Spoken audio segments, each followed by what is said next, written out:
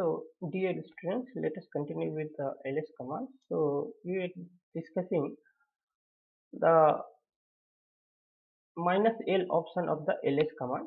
So, minus L option, what it does, it shows the file or directory, size, modified date and time, file or folder name, owner of the file, and it's a permission. So, like this here. So, in ls command, in the present directory, different files are there here. So if you put a minus L, so it displays all the features of the files. Like here, total 176 files are present in the current directory. So if the current file is a file, simple file, then it will display hyphen. If a current file is the directory, then it will display D. So then read, write for owner, read, write and execute for others, and read, write, execute for group members. Then here ownership of the file and relative permission of the file, and then date and time when last it was modified. So all the information will be there about each file present in the current directory. Next is who command.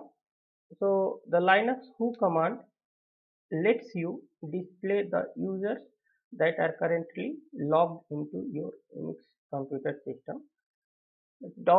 $who. So if I have logged in with my name Hare Ram Singh, then it will display Hare Ram Singh and terminal PTS 0, and time also it display like 3 2 2011 21 23.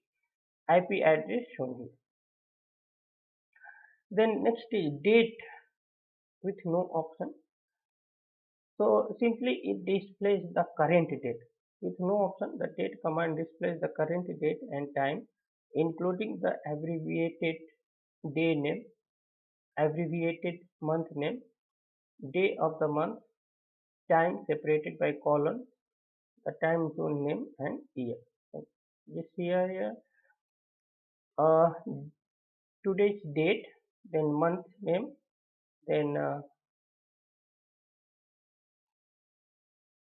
October means 10th month of the year, then times and year is displayed.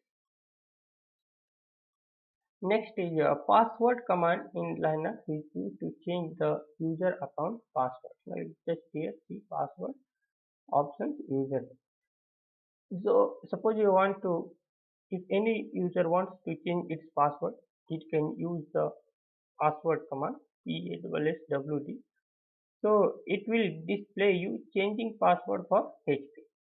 So current Unix password it will ask you, just enter the current password, then enter new Unix password, then you have to enter the new Unix password and retype new Unix password.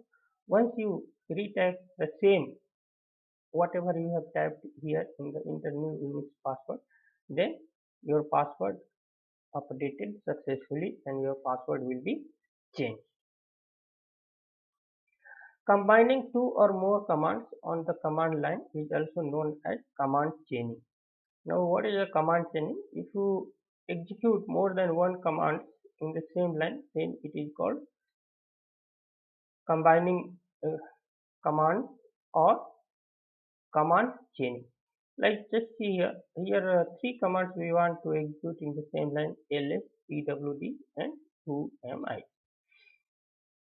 Now, ls what it does, it will display all the files present in the current directory. Then pwd, it will display the your password, and who am I, it will display which user has logged in. So this is the This is called the chaining of the command or command chaining, where more than one command will be executed in the same line. This will give you a listing of the current directory ls. Find out which directory you are currently in. You are currently in home glory directory and display your login name all at once. Next is internal and external commands. So let us study internal and external commands. So what are the internal commands? So commands which are built into the shell. For all the shell built-in commands, execution of the same is fast in sense that the shell doesn't have to search the given path for them in the path variable, and also no process needs to be spawned for executing it. Now just see here what it happens is a few commands will be there which are present in the shell itself, and if you want to execute, so shell doesn't have to search the path for it in the path variable, it executes directly because those commands are present in the shell itself. For example, source, cd, fg, these are the commands which are present in the shell itself. So shell can execute directly and fast. Now external commands. So commands which are not built into the shell. When an external command has to be executed, the shell looks for its path given in the path variable, and also a new process has to be spawned and the command gets executed. They are usually located in bin or user bin directory. For example, when you execute the cat command, which usually is at user bin, the executable user bin cat gets executed. Now just see here, ls and cat command. So first of all, shell will find out where these files are located. So most of the files will be executed in the directory like user bin. Now suppose, for example, let us take a cat command. So cat command, it is present in the directory user root user bin directory. So if shell wants to, if you execute this cat command, so shell will first find its location, existing location, and from there it will spawn a process, a program, and then it will, the cat command will be executed.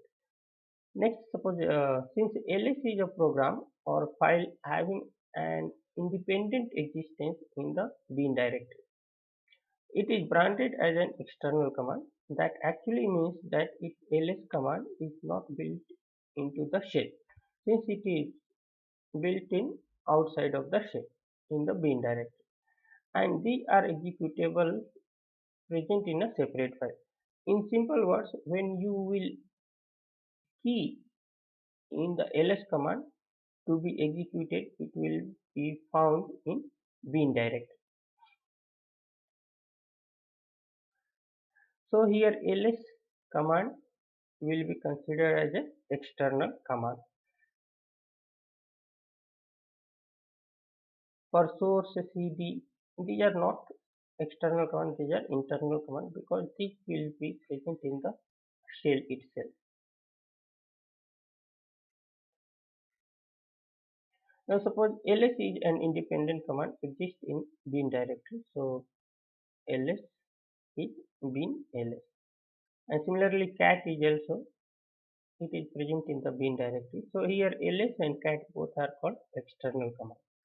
Some commands which are not executed even if they are in one of the directories specified by path, like type echo. Echo is a shell built-in, and type cd. cd is a shell built-in. So both echo and cd are present in the shell itself. They are built-in with the shell itself. So echo and cd are called internal commands. Internal commands are associated which is built into the shell, and separate process is not created for its execution. So internal commands